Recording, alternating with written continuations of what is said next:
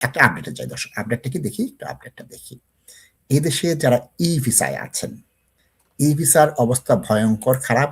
ই ভিসার সঠিক স্ট্যাটাস দেখানো যায় না, রাইট টু ওয়ার্ক থাকে না, বেনিফিট পায় না, এবং এটাই আদালতে মামলা করার পর দেখা যাচ্ছে যে হোম সেক্রেটারি স্বীকার করতে বাধ্য হয়েছেন যে সংখ্যাটা এখানে দেওয়া নাই, 84,000 সংখ্যা ইংরেজিটায় আছে, আমি দেখিয়ে দিচ্ছি।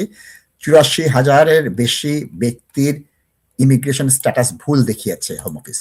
দেখেন এখানে আছে, এই মামলাটাও দেখাবো আমি।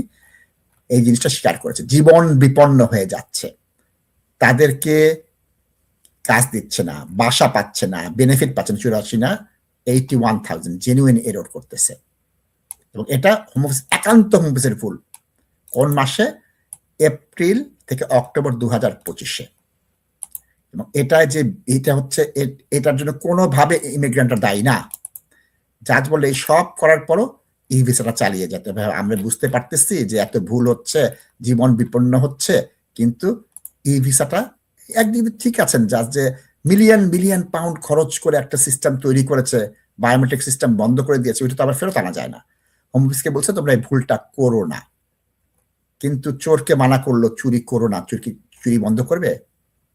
আদম আলাইহিস সালাম থেকে শুরু করে কিয়ামত পর্যন্ত চুরি থাকবে। 2 নম্বরের ভিসায় লোক থাকবে, গলা কাটা পাসপোর্ট থাকবে, কেয়ার ভিসা, স্টুডেন্ট ভিসায় 2 নম্বরের লোক আসবে, শুনবে না।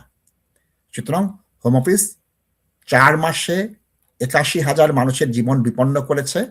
4 বছরে সে হয়তো বা কয়েক লক্ষ লোকের জীবন বিপন্ন করে দিবে। এবং জাজ যেটা বলবে, হার্ডশিপ হচ্ছে, অসুবিধা হচ্ছে, জীবন বিপন্ন হচ্ছে, বেনিফিট পাচ্ছে না, বাসা পাচ্ছে না, চিকিৎসা হচ্ছে না, ডিএলএ পাচ্ছে না, অটিজমের বাচ্চাদের চিকিৎসা নিতে পারছে না, বাড়ি ভাড়া নিতে পারছে না, ডেস্টিটিউট হয়ে যাচ্ছে, কিন্তু তারপরেও কোনো সমাধান নাই। হোম অফিস করবে না, হোম অফিসের সক্ষমতা নেই, অদক্ষ, অযোগ্য, অথর্ব হোম অফিস। বরংবার এইসব রায় পাওয়ার পরও তাদের টনকটা নড়ে না দর্শক।